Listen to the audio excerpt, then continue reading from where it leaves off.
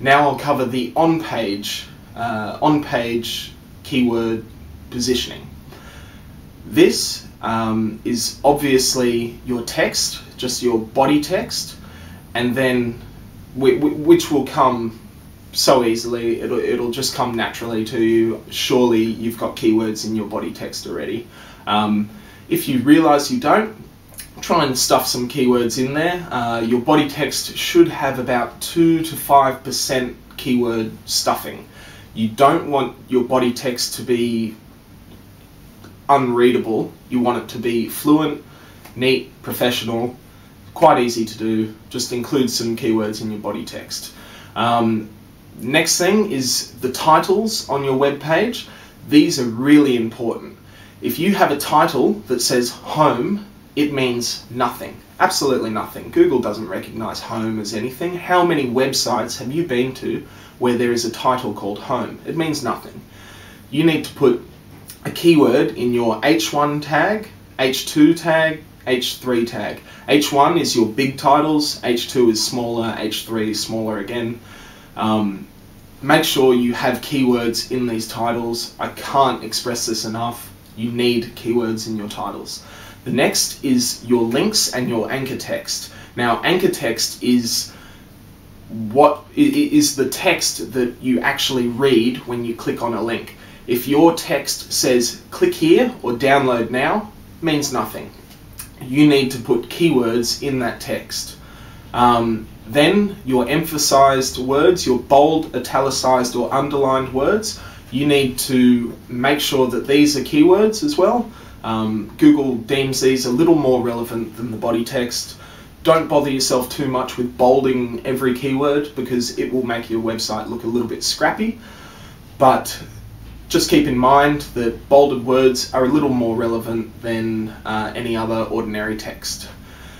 So that brings us to our fourth of 6 strategies today, and that is to have inward links and to have a link strategy.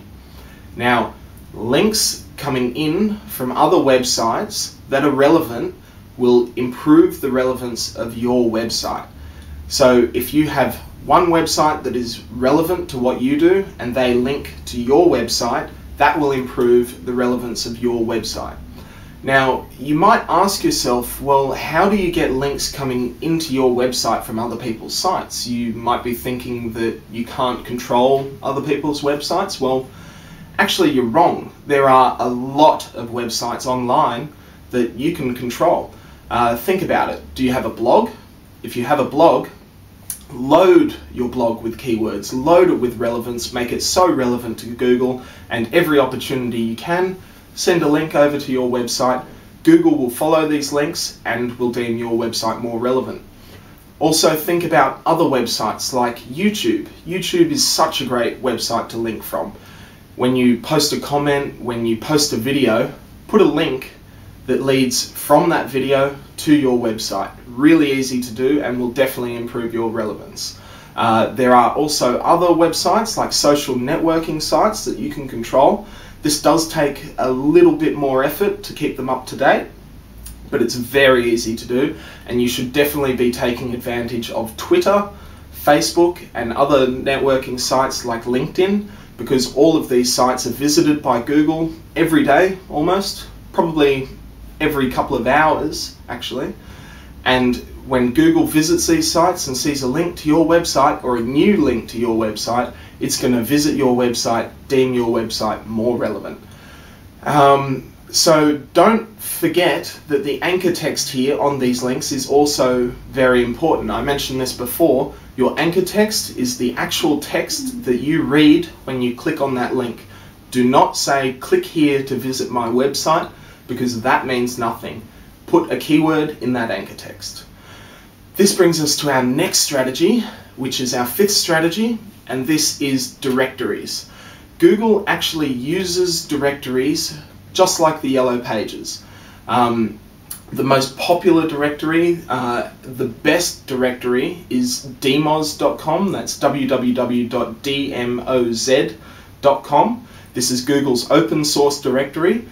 You want to submit your website to these directories. There are hundreds online. I sincerely recommend that you go to dmoz.com and submit to this directory.